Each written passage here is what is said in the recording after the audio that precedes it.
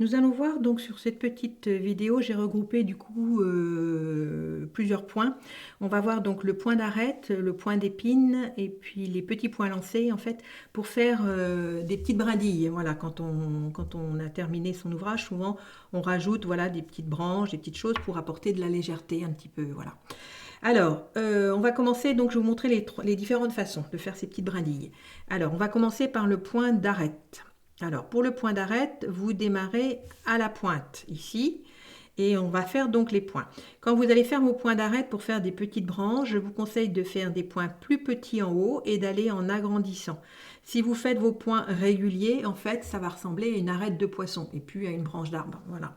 Bon, par contre, quand on va faire le point d'arête pour faire du travail d'encadrement, de finition autour d'une broderie, là, on va travailler avec un point régulier. Alors, je démarre en haut.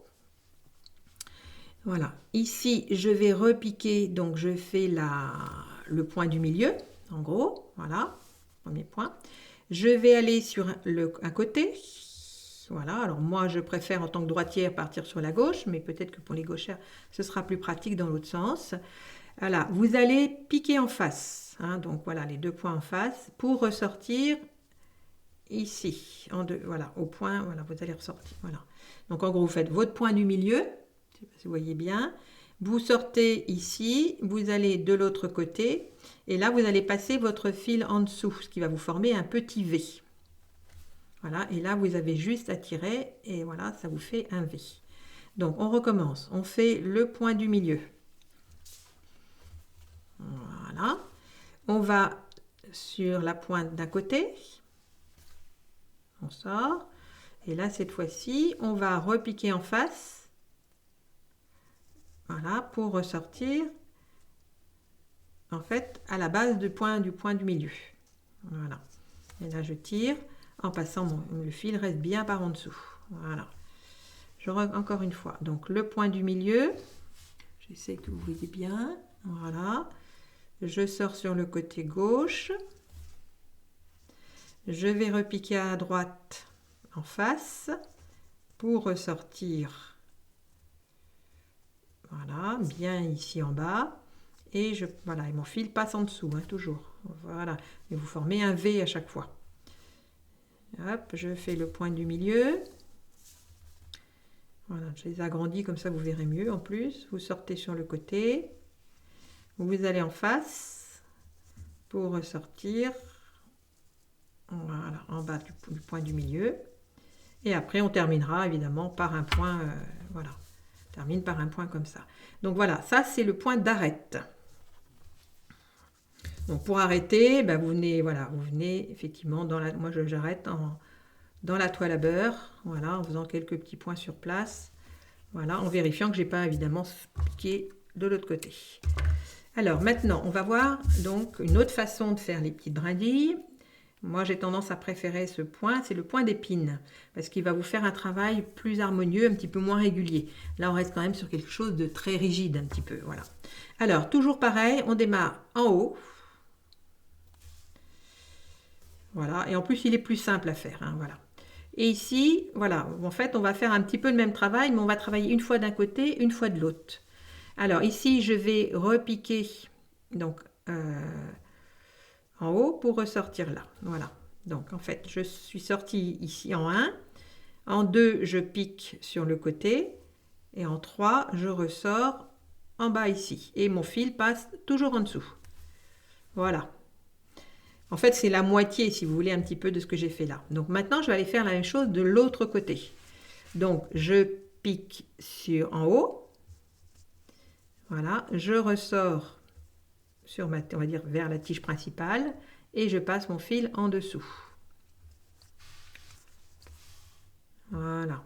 Alors, allez, on va maintenant de l'autre côté. Je pique en haut et je ressors sur la tige centrale en passant mon fil en dessous. Et vous voyez, ça se forme tout seul. Voilà. Je vais de l'autre côté. Ah, vous n'allez peut-être pas voir si je mets le tissu devant. Voilà. Hop, je ressors sur la tige centrale. Je passe mon fil en dessous. Et je tire. Alors, Le point d'épine, c'est effectivement une fois d'un côté, une fois de l'autre, mais on peut faire le choix de faire, parce qu'on n'a pas de place, par exemple, il y a une fleur qui vous gêne, ou par choix, on peut très bien faire plusieurs fois du même côté. Voilà, vous voyez, je peux très bien faire plusieurs fois, voilà, je peux très bien faire sans problème, deux, trois fois du même côté, après je peux reprendre de l'autre. Voilà, c'est tout à fait libre pour faire donc le... Et après je termine avec un point simplement. Voilà, donc ça c'est le point d'épine. Donc vous voyez, il est un petit peu plus léger déjà, moins strict que celui-là. Hein, voilà, et puis il sera plus facile de faire des petites branches un petit peu tordues dans tous les sens. Voilà.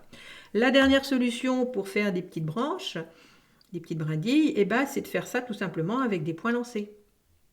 Donc là c'est très facile puisqu'il y a juste, c'est du remplissage hein, du coup. Voilà, alors, moi je démarre toujours plutôt en haut, ça n'a pas d'importance, c'est plus facile. Donc vous voyez, du coup je vais faire à chaque petite branche, voilà, je ferai un point qui correspond à chacune. Voilà. Donc ça vous permet un travail plus libre, du coup. Alors là, par contre, je ne peux pas faire ce point-là parce que je vais être obligée de ressortir et je vais, voilà, donc il faut un petit peu, voilà, on va se balader un coup, voilà, d'une façon ou de l'autre. Hop.